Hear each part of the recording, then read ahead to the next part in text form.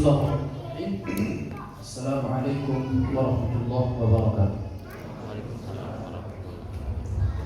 Innal hamdalillah nahmaduhu wa nasta'inuhu wa nastaghfiruh wa na'udzu billahi min shururi anfusina wa min sayyiati a'malina. Man yahdihillahu fala mudilla lahu wa man yudlil fala hadiya lahu. Wa asyhadu an la ilaha illallah wahdahu la syarika lahu wa asyhadu anna Muhammadan abduhu wa rasuluhu la nabiyya ba'dahu. Wa qala Rasul sallallahu alaihi wasallam inna asdaqal hadits kitabullah wa khairal hadi hadi Muhammadin sallallahu alaihi wasallam wa syarrul umuri muhdatsatuha wa kullu muhdatsatin bid'atin wa kullu bid'atin dhalalatin wa kullu dhalalatin finnar. A'adzanallahu wa iyyakum minan nar. Pertemuan kita di maghrib hari ini setelah kita memuja dan memuji serta bersyukur kepada Allah Subhanahu wa taala atas limpahan karunia serta nikmat-nikmat yang Allah berikan kepada kita. Semoga dengan itu semua semakin bertambah ketaatan dan kedekatan kita kepada Allah Subhanahu wa taala, dan sebagai bentuk syukur kita atas nikmat-nikmat itu yang tampak pada hari ini kita bisa hadir di majelis ilmu untuk melanjutkan bahasan pelajaran kita di Asy-Syama'il Muhammadiyah. Pada maghrib hari ini kita akan berjumpa pada tema Babun Ma Ja'a Fi Mishyati Rasulillah Sallallahu Alaihi Wasallam. Misyah yaitu cara berjalan baginda Rasulullah Sallallahu Alaihi Wasallam.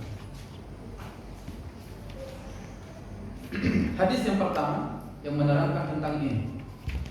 Haddatsana Qutaibah bin Sa'id haddatsana Ibnu Lahi'ata an Abi Yunus an Abi Hurairah qala ma ra'aitu syai'an ahsana min Rasulillah sallallahu alaihi wasallam.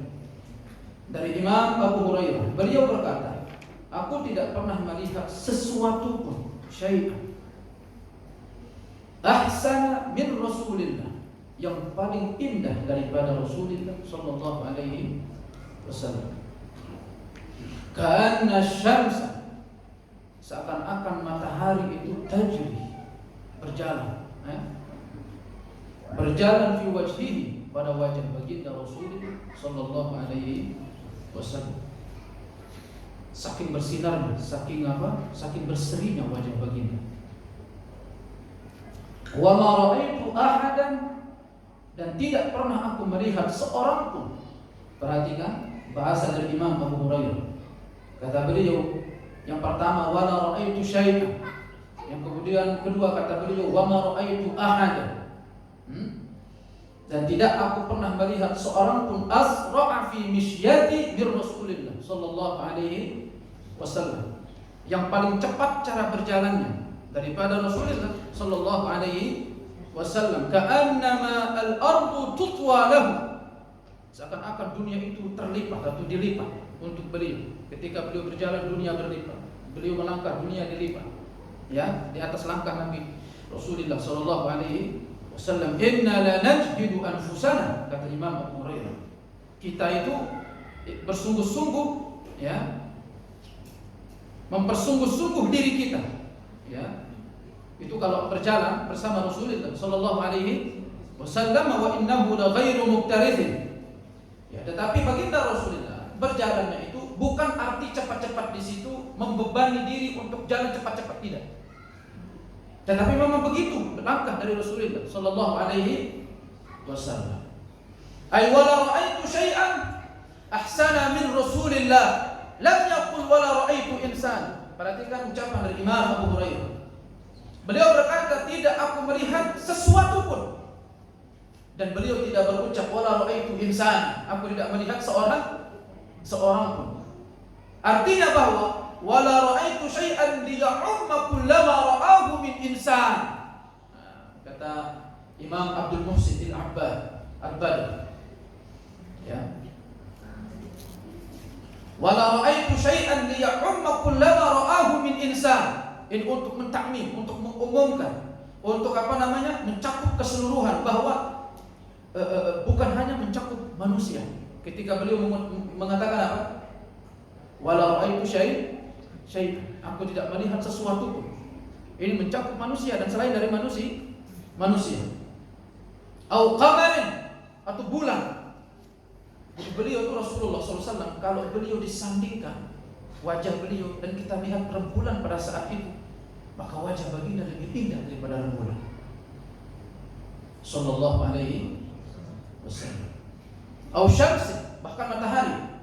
Au ghairu dzalika min al-asya'il hasanah al-bahiyyah al-jamilah, atau bahkan yang lain daripada itu. Maka Rasulullah sallallahu alaihi wasallam itu lebih indah dari yang lain. Ka'anna asy-syamsa tajri fi wajhihi, seakan-akan pada wajah beliau itu berputar atau berjalan matahari. Li syiddati isyraqihi wajhihi sallallahu alaihi wasallam, karena saking bercahaya atau saking bersinar. Wa talaqquhi, wa talaqquhi tukhayyal lin-nadhir anna asy-syamsa tatalaqqa fi wajhihi. Itu kalau melihat wajah baginda Rasulullah sallallahu alaihi wasallam, seseorang itu berkhayal seakan-akan melihat matahari. La ilaha illallah. Wa hadhihi al-idha'ah laysat hissiyah. Tapi tentu cahaya di sini maksudnya bukan cahaya secara his, tetapi ini ma'nawi. Artinya beliau sallallahu alaihi wasallam, kalau kita melihat wajah beliau, itu terkagumnya kita sama beliau lebih kagum daripada ketika melihat indahnya bulan atau matahari. Ay bima'na annahu yunir al-asya' allati hawla. Bukan arti bahwasanya bercahaya di sini beliau mengeluarkan cahaya dari wajahnya lalu menyinari di sekitarnya. Tidak demikian. Wa ma yunsab ila Ibnu Abbas radhiyallahu anhuma annahu qala, dan apa yang dinasab kepada Ibnu Abbas bahwasanya beliau berkata la dhillalah ay batil la yasir, bahwasanya baginda Rasulullah tidak memiliki bayangan, maka ini batil, tidak memiliki sandaran kuat di dalam periwayatan. Pernah dengar bahwa Rasulullah kalau berjalan, beliau berjalan tanpa bayangan. Rasulullah sallallahu alaihi wasallam masuk kepada kaidah umum bahwasanya beliau seperti manusia biasa, makan dan minum. Tidak ada yang beda dengan manusia. Hanya beliau diberikan wahyu. Adapun min khawariqil 'adat, adapun yang diberitakan secara sah dari sesuatu yang sifatnya berbeda atau menyelisihi adat kebiasaan, maka itu min alamatin nubuwwah. Maka itu tanda-tanda dari kenabian. Nah, jadi di sini maksudnya adalah isra' wajhi Nabi sallallahu alaihi wasallam, yaitu berbinar atau bersinar. Maksudnya apa? Ketampanan yang sangat luar biasa. Nah, maka Rasulullah sallallahu alaihi wasallam dari ini mungkin kita katakan bahwa Rasulullah lebih tampan daripada siapa? Daripada Yusuf alaihissalam. Nah, tapi jangan berdebat soal itu, ya. Jangan berdebat soal itu. Kalangan para imam sebagian mengatakan kalau Rasulullah SAW itu lebih tampan, Yusuf alaihissalam juga tampan, tetapi ketampanan Rasulullah tidak menimbulkan fitnah, sebagaimana yang ada pada diri Nabiullah Yusuf alaihissalam. Ay ka'anna al-ardu tutwa lahu. Apa maksudnya? Bahwasanya Rasulullah berjalan dengan cepat seakan-akan bumi itu dilipat. Ay ka'anna al-ard allati tahtahu tudna wa yuqarrab ba'daha min ba'd.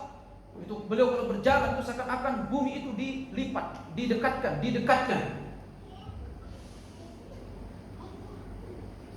Kemudian wa innahu la ghairu muktarithin, dan beliau sallallahu alaihi wasallam tanpa membebani diri, ayyamshi hadzal mashi la an ijhad nafsi, tidak membebani dirinya untuk berjalan. Artinya tidak disengaja seperti itu jalan.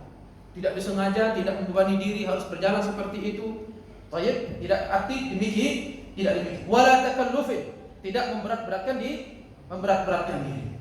Wa inna huwa misya ay masyuhu sallallahu alaihi wasallam al-mu'tad. Artinya itu memang seperti itu baginda Rasulullah berjalan. Kemudian hadis yang selanjutnya, haddatsana Ali bin Hujr wa ghairu wahidin qalu anba'ana Isa ibn Yunus an Umar bin Abdullah maula Ghufrata qala حدثني إبراهيم بن محمد من ولد علي بن أبي طالب قال dari Ibrahim bin Muhammad min walad Ali bin Abi Thalib, beliau berkata kana sallallahu alaihi wasallam ay kana Ali radhiyallahu taala anhu idza wasafa an-nabi, beliau kalau mensifati Nabi SAW, beliau berkata kana idza masya taqalla'an. Beliau itu kalau berjalan dengan taqalla. Berjalan dengan taqalla. Taqalla itu bagaimana? Ka'annama yanhattu min sababin. Seakan-akan beliau turun pada sebuah turunan. Ma makna taqalla? Ay taqalla la yubhit qadamah min al-ardi nahda al-mutamawid al-mutakasir. Jadi beliau kalau berjalan itu berjalan taqalla. Taqalla itu tidak mengangkat kakinya seperti orang berjalan malas. Pernah lihat? Ya mungkin pernah kita lihat orang berjalan, dia ngangkat kaki itu malas sekali. Pelan jalannya. Ya, apalagi mungkin mau jalan sholat subuh, dia bangunin sama istri, udah malas-malas, istri sudah besar-besar suaranya gitu kan, bangunin wudu panas gitu ya, jalan kaki, aduh padahal masih capek gitu ya. Pernah lihat orang jalan seperti itu? Rasulullah Shallallahu Alaihi Wasallam taqalla, jadi beliau itu mengangkat kakinya dengan kuat, dengan cepat. Itu maksudnya. Seakan-akan seperti beliau berjalan di sebuah turun. Shallallahu Alaihi Wasallam. Wa innama yanhaduha biquwwati wa yamshi biquwwati likamali quwwati badanihi sallallahu alaihi wasallam. Beliau mengangkat kakinya dengan kuat, beliau berjalan dengan kuat sebagaimana kesempurnaan kuat badannya baginda Rasulullah sallallahu alaihi wasallam. Jadi tak keruyuk-keruyuk bapak saya kalau jalan itu ya. Keruyuk gitu jalan. Dan kalau kita begitu ya, kalau capek keruyuk jalan. Rasulullah sallallahu alaihi wasallam. Hadis yang selanjutnya. Haddatsana Sufyan bin Waki' qala حدثنا أبي عن المسعودي عن عثمان بن مسلم بن هرمز عن نافع بن جبير بن مطعم عن علي بن أبي طالب رضي الله تعالى عنه قال dari Ali radhiyallahu taala anhu beliau berkata kana Nabi sallallahu alaihi wasallam idza masya takaffa'a takaffu'an ka'annama yanhattu min sababin. Takaffa'a takaffu'an, merunduk. Begitu cara jalan baginda Rasulullah sallallahu alaihi wasallam. Jadi beliau merunduk. Kemudian babul ma jaa fi taqannu'i Rasulullah sallallahu alaihi wasallam. Kemudian khabar yang datang tentang sifat taqannu'. Taqannu' itu adalah kain yang beliau Rasulullah sallallahu alaihi wasallam biasa letakkan di kepala beliau. Ya, atau penutup kepala atau yang menutupi kepala berupa kain. Ya, mungkin terinspirasi dari itu. Mungkin beberapa anak muda mungkin suka pakai itu kalau jaket itu ada penutupnya. Ya. Babun ma jaa fi taqannu'i Rasulillah sallallahu alaihi wasallam. Haddatsana Yusuf bin Isa, haddatsana Waki' haddatsana Ar-Rabi' ibn Sabih an Yazid bin Abana an Anas bin Malik qala, dari Anas bin Malik beliau berkata, kana Rasulullah sallallahu alaihi wasallam yukthirul qina. Beliau itu suka atau sering pakai qina. Ya, sebuah kain yang diletakkan di atas kepala. Ka'anna thawbahu thawbu zayyat. Pakaian beliau sallallahu alaihi wasallam seperti pakaian seorang tukang zayyat. Tukang zayyat. Siapa tukang zayyat? Tukang minyak wangi. Bagaimana maksud hadis ini? At-taqannu' huwa wad'ul qina' 'ala ar-ra's, yaitu meletakkan penutup di atas kepala. Wal muradu bihi taghtiyatu ar-ra's bi qit'atin min qimash, yaitu meletakkan penutup di atas kepala dari potongan kain. Wa yuhtaj ilaiha ghaliban 'inda iddihan asy-syi'r bi zait aw nahwihi. Dan ini biasanya diperlukan ketika seseorang mungkin meminyaki rambut agak berlebihan. Dan Rasulullah SAW suka meminyaki rambut. Maka beliau ada fungsi untuk itu, untuk menyeka minyak rambut beliau Sallallahu Alaihi Wasallam. Karena kadang beliau suka memakai minyak rambut itu sampai basah beliau punya rambut dengan minyak wangi. Bahkan dalam riwayat bahkan sampai baju beliau itu kena dengan minyak rambut Sallallahu Alaihi Wasallam. Tapi riwayat ini dipersaksikan oleh para ulama. Dan bahkan dalam lafaznya ada kemungkaran disebut oleh para ulama. Bagaimana? Sementara Rasulullah kita kenal sebagai seorang yang apa? Bersih. Kebayang tidak orang yang bersih lalu pakai minyak rambut lalu sampai ke baju-bajunya? Kebayang tidak? Sallallahu alaihi wasallam. Makanya riwayat itu disaksikan oleh para ulama, bahkan ditolak. Karena itu bertentangan dengan banyaknya riwayat-riwayat yang menyebutkan baginda Rasulullah itu sangat bersih. Ya. Tetapi demikian riwayat ini, kalaupun mungkin demikian, tetapi maksudnya adalah ilqina, menutup kepala itu untuk apa? Untuk menyeka dari bekas air atau minyak rambut.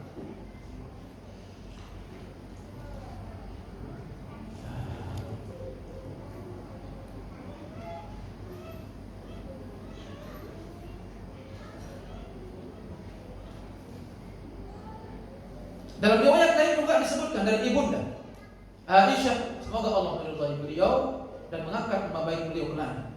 Annaha qalat bainama nahnu yawman julusun fi baiti Abi Bakr fi nahr al-Dhahir. Ya. Kata ibunda Abu Bakar, bapak beliau. Waktu hari kata beliau, ibunda, pernah kita duduk bareng-bareng di rumah Abu Bakar. Saat itu lagi panas-panas pertengahan siang. Qala qailun li Abi Bakar, "Hadza Rasulullah mutaqanni'an." Lalu seseorang berkata kepada Abu Bakar, "Ya Abu Bakar, ini Rasulullah mengenakan penutup kepala. Ai mughатtiyan ra'sa, menutup kepala." Qala Ibnu Qayyim, Imam Ibnu Qayyim mengomentari riwayat ini di dalam kitab Zaidul Ma'ad, "Innama fa'alahu an-nabi sallallahu alaihi wasallam tilka as-sa'ah liyakhtafi bidzalik." Jadi beliau mengenakan penutup kepala untuk apa? Melindungi diri dari panasnya sengatan matahari. Sallallahu alaihi wasallam.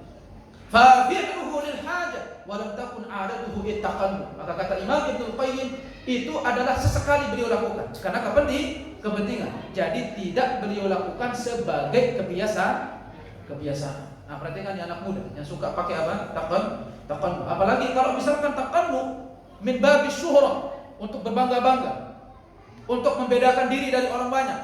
Fahadha la yajuz. Maka ini tidak boleh. Karena nanti bisa masuk dalam bab apa? Bab sombong atau riya dan yang lain. Baik. Maka kita menghindari diri dari seperti ini. Maka baju atau pakaian yang bagusnya itu adalah mengikuti tata cara berpakaian ahlul balad, orang setempat.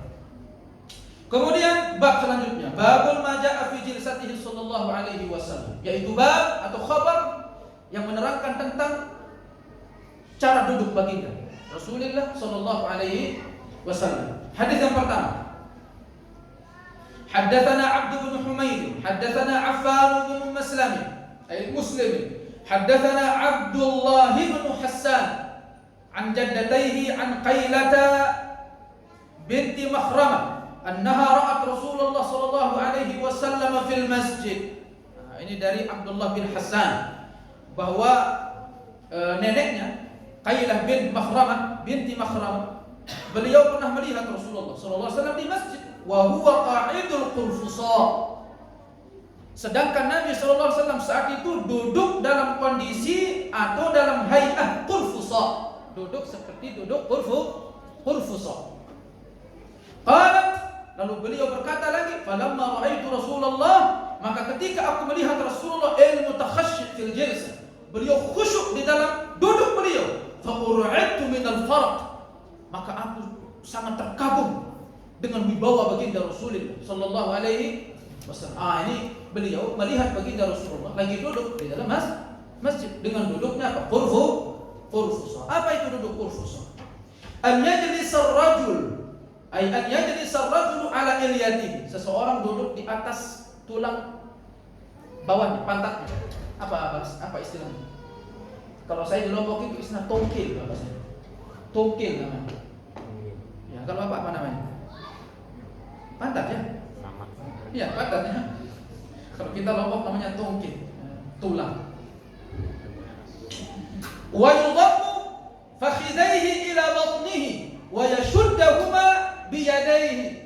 Lalu beliau mendekatkan punya dua paha ke perut beliau, lalu beliau mengikat keduanya dengan tangan beliau. Ini al-qurfus, cara yang pertama. Ya, cara yang pertama. Wa wusifat bihadhihi as-sifah li'anna al-jisma yatajamma wa yanḍammu ba'dahu ila ba'd, ay wa yanḍammu ba'dahu ila ba'd, wa hadhihi as-sifah yuqalu laha aydan al-ihtiba. Ini cara duduk ihtiba, yaitu duduk di atas pantat, kemudian kaki didekatkan atau dua paha didekatkan ke perut, kemudian diikat dengan dua tangan. Itu disebut dengan ihtiba. Kemudian al-qurfusa juga sebagian menyebutkan bahwasanya al-qurfusa adalah an yajlisa mu'tamidan ala rukbatayhi kajil satit tasyahhud, yaitu orang duduk bersandar di atas rukbah, lututnya, seperti dia duduk tasyahud. Thumma yulsaq batnuhu ala fakhidayhi, kemudian didekatkan dia punya perut ke ke pahanya, wa yaj'alu yadayhi tahta ibtayhi, lalu menjadikan dua tangannya bertumpu. Jadi ini dua cara duduk baginda Rasulullah sallallahu alaihi wasallam. Jadi beliau duduk itu di atas. Jadi ini ketika ketemu, jadi seperti ini. Didekatkan beliau paha ke perut, diikat oleh Rasulullah.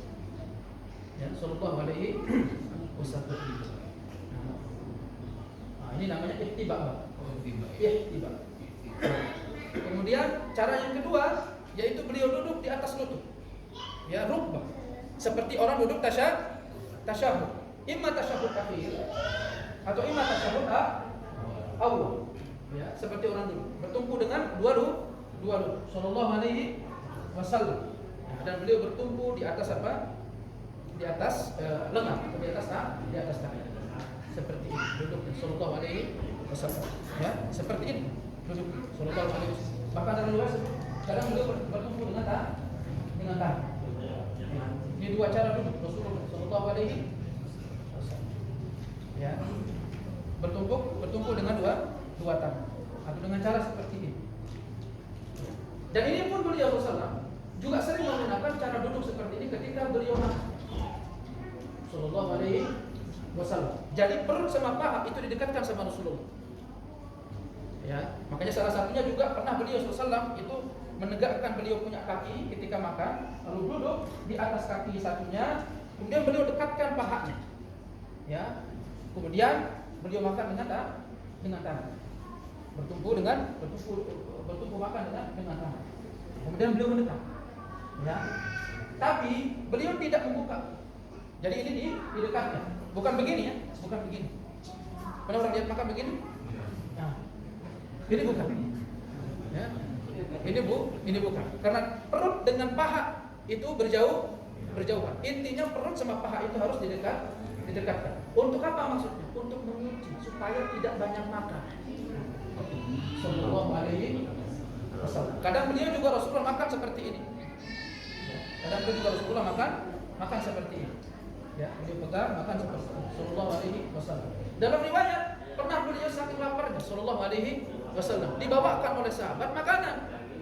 Karena beliau Rasulullah saking laparnya. Karena Rasulullah SAW itu sering enggak makan. Berhari-hari itu sering enggak makan. Sallallahu alaihi wasallam pernah satu hari sangat lapar beliau. Sampai waktu beliau mendapatkan atau diberikan makanan oleh sahabat, beliau duduk seperti ini dan bersender. Kenapa? Ini agak jauh dengan paha. Karena itu Rasulullah terlalu lapar saat itu. Ya. Akhirnya beliau makan. Sallallahu alaihi wasallam. Nah, itu namanya apa? Ihtiba atau al-qurfusa. Al-qurfusa, ya. Sallallahu alaihi wasallam. Ini semua Imam Ibnu Qayyim merangkum hal-hal seperti ini dari sisi faedah duniawinya itu besar. Ya, salah satunya adalah untuk menghimpit perut supaya tidak banyak makan. Dan Rasulullah SAW tidak makan tarabbu. Tarabbu itu seperempat itu bersila. Tidak, beliau tidak makan demikian. Karena duduk bersila, apalagi sambil nyender makan begini, sambil bersila gitu. Nah, ini yang biasanya satu piring pelan habis. Satu piring pelan habis lagi ya. Oh, enggak kenyang-kenyang. Ya iyalah perutnya dibuka begitu gimana kenyang? Sallallahu alaihi wasallam ya. Jadi intinya paha sama perut itu didekatkan. Nah, ini cara duduk beliau. Dan si nenek ya Qailah bin Bakhramah radhiyallahu ta'ala. Itu ketika aku melihat Rasulullah duduk, masya Allah, khusyuknya dan haibahnya keluar, berwibawa.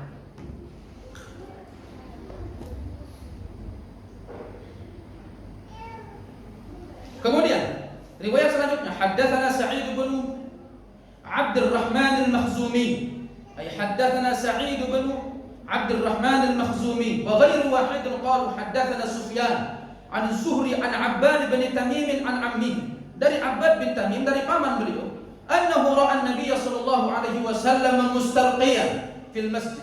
Beliau pernah melihat Rasulullah tidur terlentang. Saya minta tolong antum tidur terlentang. Biar jawab saya. Tidur terlentang di atas apa? Di atas belakang, ya. Tidur terlentang. Wadi'an ihda rijlaihi 'ala al-ukhra. Antum angkat kaki kiri. Angkat. Ditukuk. Kemudian letakkan kanannya di atas lutut. Letak kanan di atas lutut. Letakkan. Kanan. Benar kakinya. Letakin. Ya, seperti itu.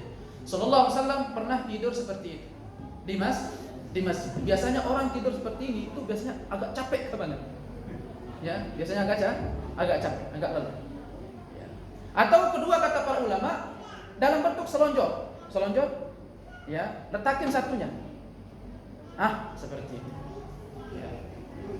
Pernah Rasulullah SAW tidur seperti itu di dalam masjid. Khalas. Ya. Artinya beliau pernah meletakkan salah satu kaki beliau di atas kaki yang lainnya. Ya.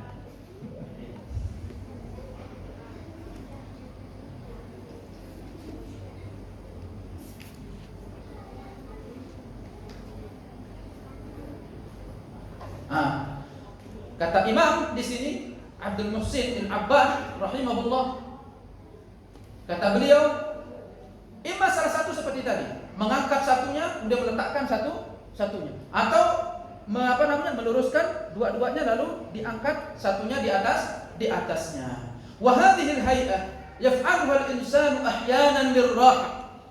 Ini biasanya orang dilakukan karena apa? Untuk istirahat. Ya, dan ini diperlukan. Ya. Dan ini diperlukan. Oleh karena itu sallallahu alaihi wasallam dalam beberapa bentuk-bentuk beliau tidur tidak demikian terus-menerus dilakukan oleh Rasulullah sallallahu alaihi wasallam. Itu pun ketika beliau membutuhkan kondisi untuk beliau istirahat mungkin beliau agak terlalu capek, lelah ketika pulang dakwah, maka beliau butuh posisi-posisi tidur seperti itu untuk melelah atau untuk melepas lelah. Kemudian riwayat yang lain. Tapi sebelumnya bahwa sallallahu alaihi wasallam itu melarang duduk il-ihtiba di dalam riwayat lain. Duduk il-ihtiba dalam riwayat lain dengan satu pakaian. Duduk ihtiba dengan satu pakaian kurung. Ya, ini dilarang oleh Rasulullah sallallahu alaihi wasallam. Karena kenapa? Dikhawatirkan membentuk aurat. Makanya kalau yang pakai sarung itu tidak dianjurkan tidur mengangkat kaki. Takutnya nanti ada orang masuk kemudian bagian dalamnya kelihatan.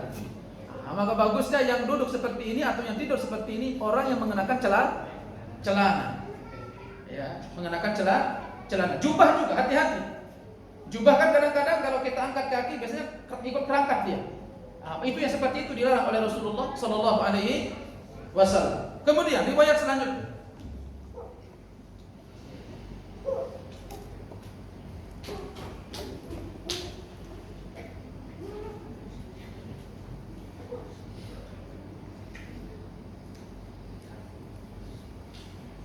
Haddatsana Salamah bin Syabib, haddatsana Abdullah bin Ibrahim al-Madani, haddatsana Ishaq bin Muhammad al-Ansari an Rubaih bin Abdurrahman bin Abi Sa'id an abihi, dari bapaknya, dari kakeknya Abi Sa'id al-Khudri, beliau berkata, kana Rasulullah sallallahu alaihi wasallam idza jalasa fil masjid ihtaba bi yadayhi.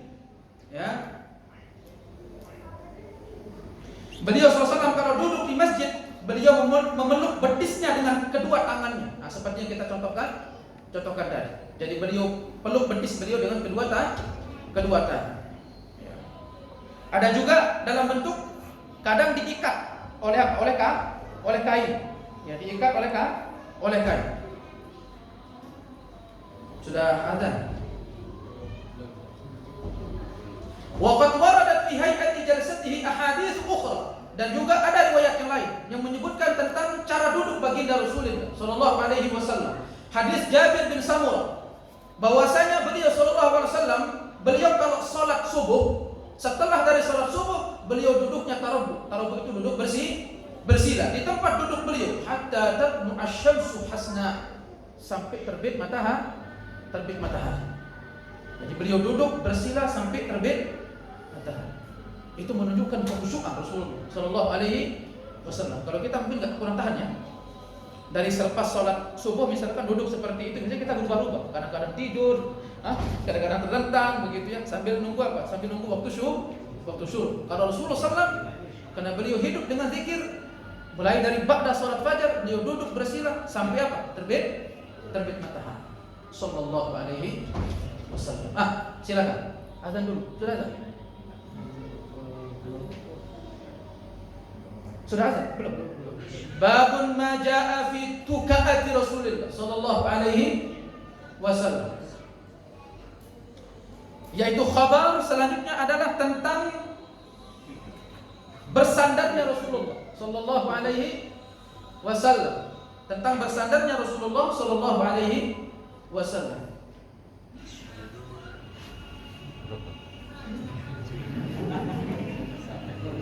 Ini repot nih, kalau ringtone azan tuh begini repotnya. Halas? Baik. Nah, kita kembali ke laptop. Yaitu sekarang cara bersandarnya Nabi sallallahu alaihi wasallam. At-tuqah ma yuttaka alaihi min wisadat atau makhiddat atau nahwi dzalika halil julus. At-tuqah yaitu bersandar pada bantal. Atau sejenis atau yang lain daripada bantal. Dalam hal ini datang beberapa riwayat atau redaksi tentang bersandarnya Rasulullah sallallahu alaihi wasallam. Haddatsana Abbas bin Muhammad ad-Duri al-Baghdadi.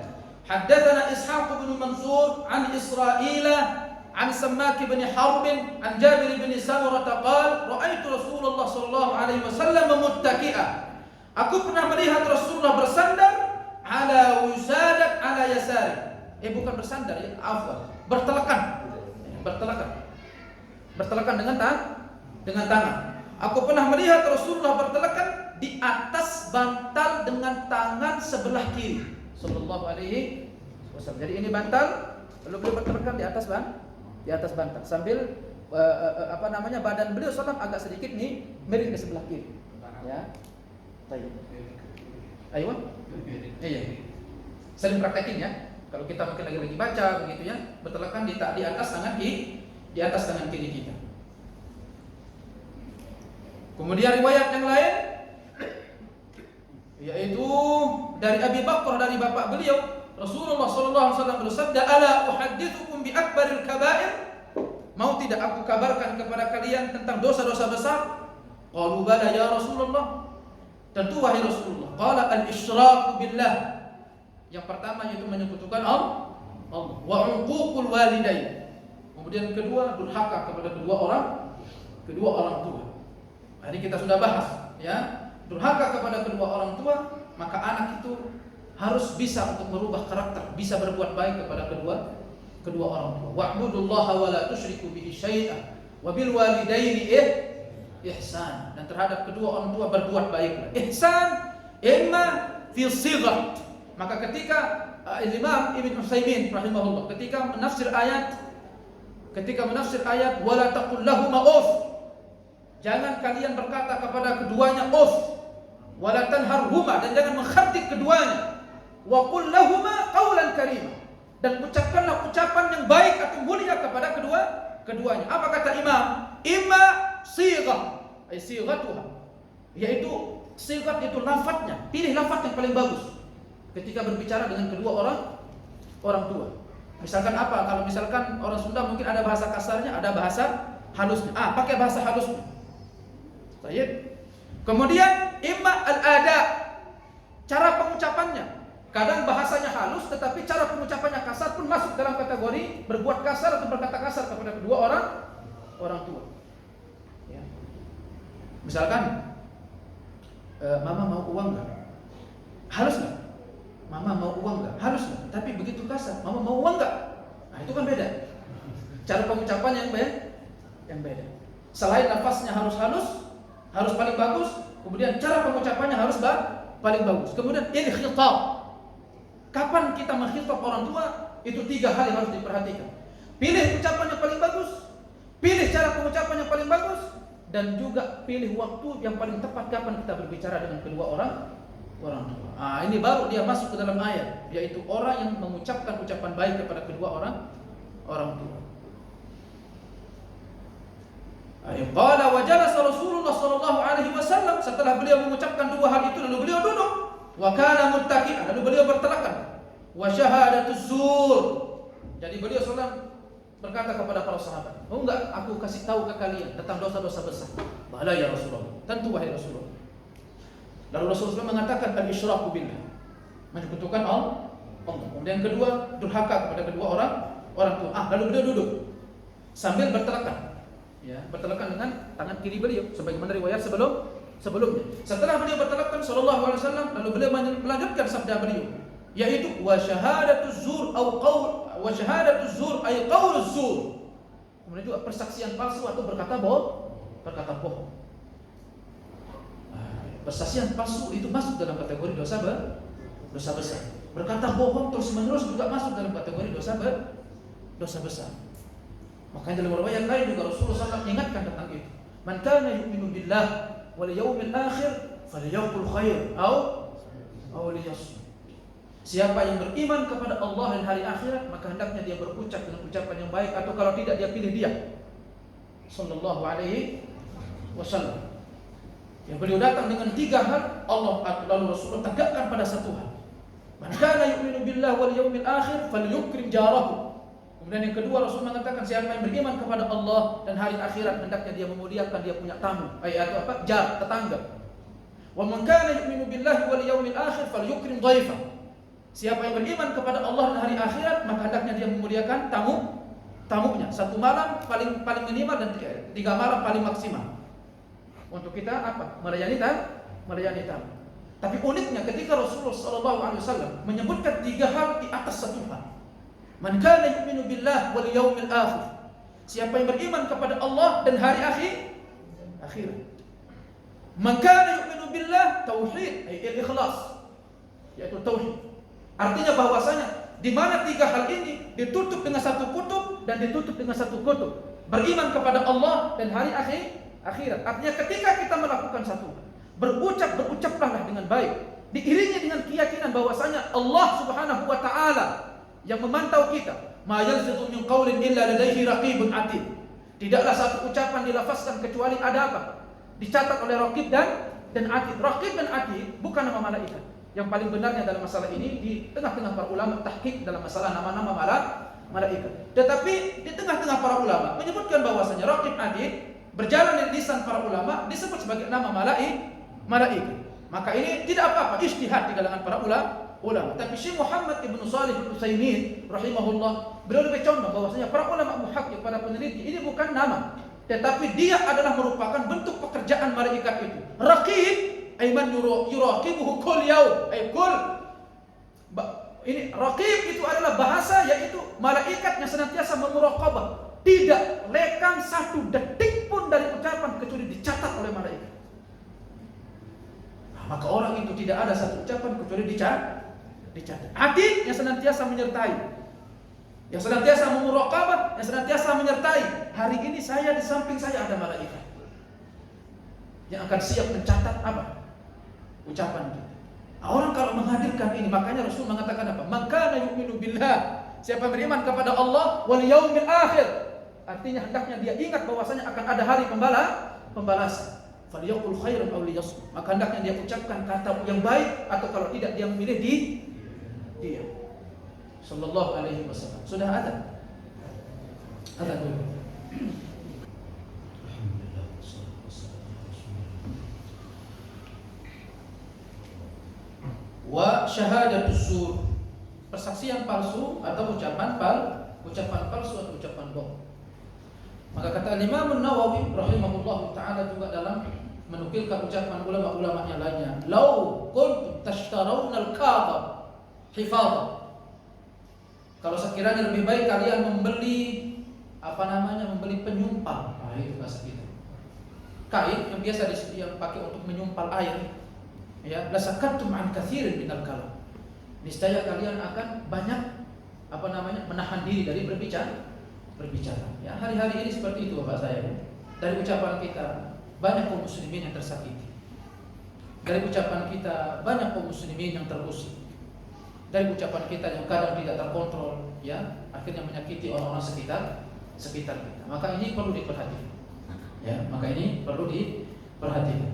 Karena ucapan yang baik itu bisa mengantarkan seseorang untuk mudah beramal saleh.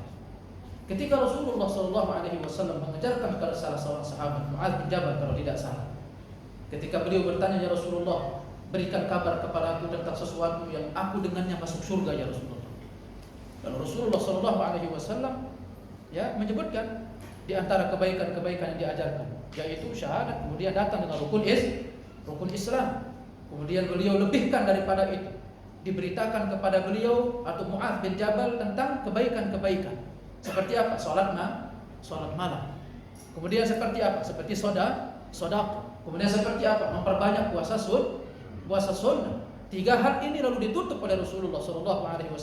"Wahai Mu'adz, tahu tidak engkau apa kunci dari semua itu?"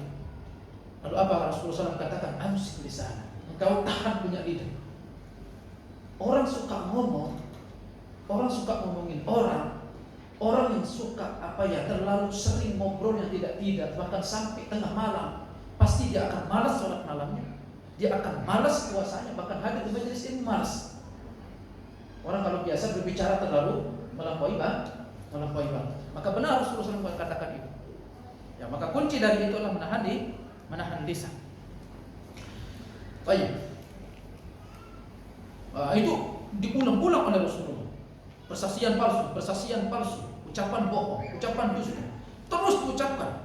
Kata sahabat mendengarkan ini, hatta kunna la yatahusakan. Bahkan sampai aku mengatakan, kenapa Rasulullah enggak berhenti mengucapkannya? Ya, karena salah satu menunjukkan bahwasanya akhir-akhir ini atau kita mendapati sebuah fenomena atau masa di mana orang tidak mengontrol ucapan ketika berbicara. Ya, khususnya dalam masalah agama.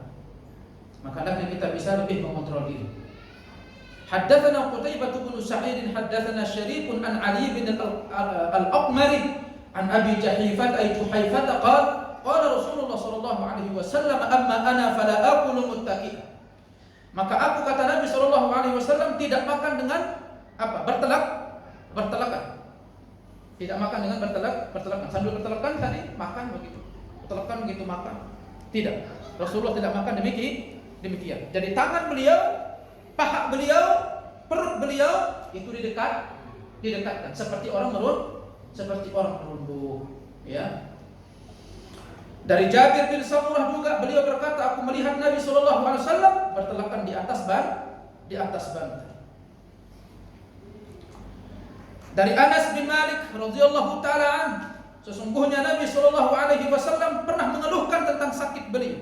Lalu beliau keluar, yatawakka'u ala Usamah bin Zaid wa alaihi thawb qitri.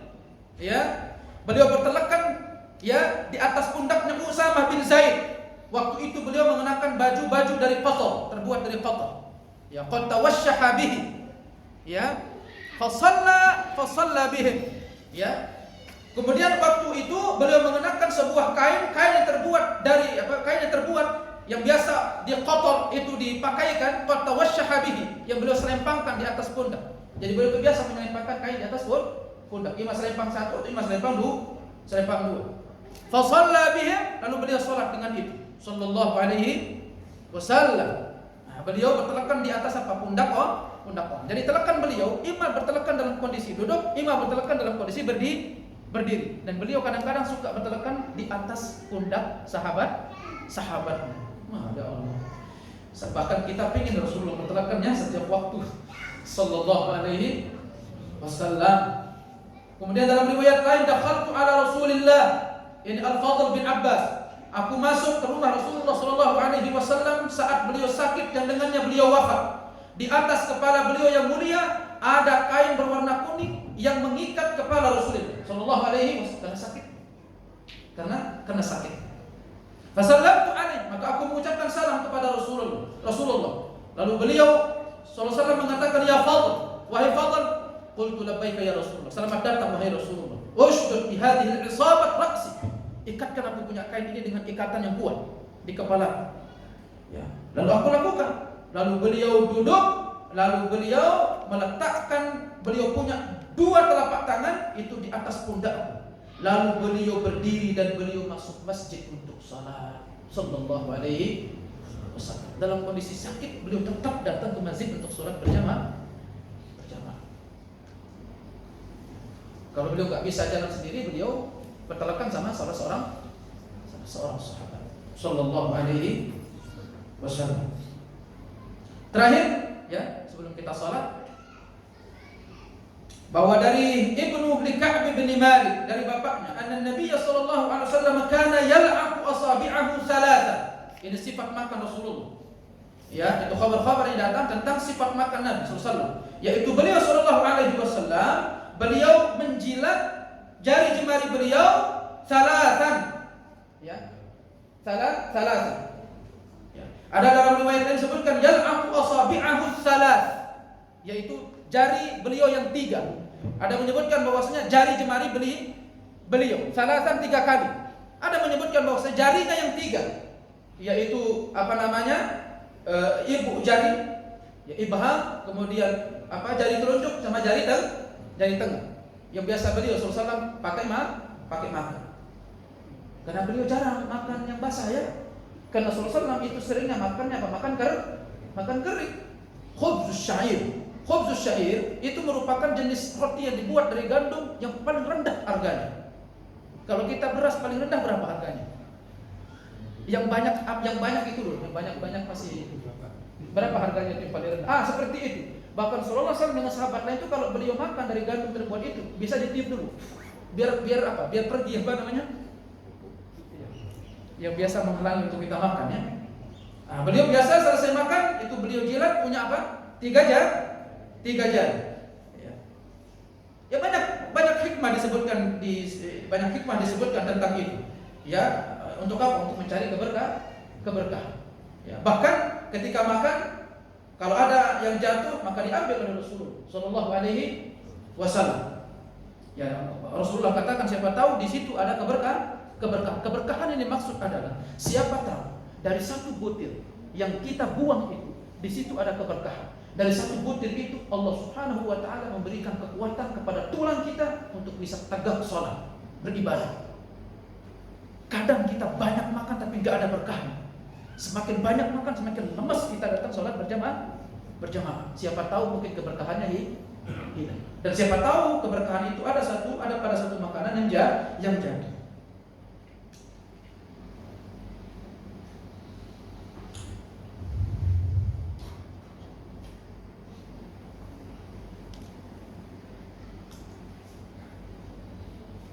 Nah, ini tentang kabar-kabar yang kita bisa bahas di malam hari ini. Yaitu terakhir adalah sifat tentang makannya Rasulullah sallallahu alaihi wasallam.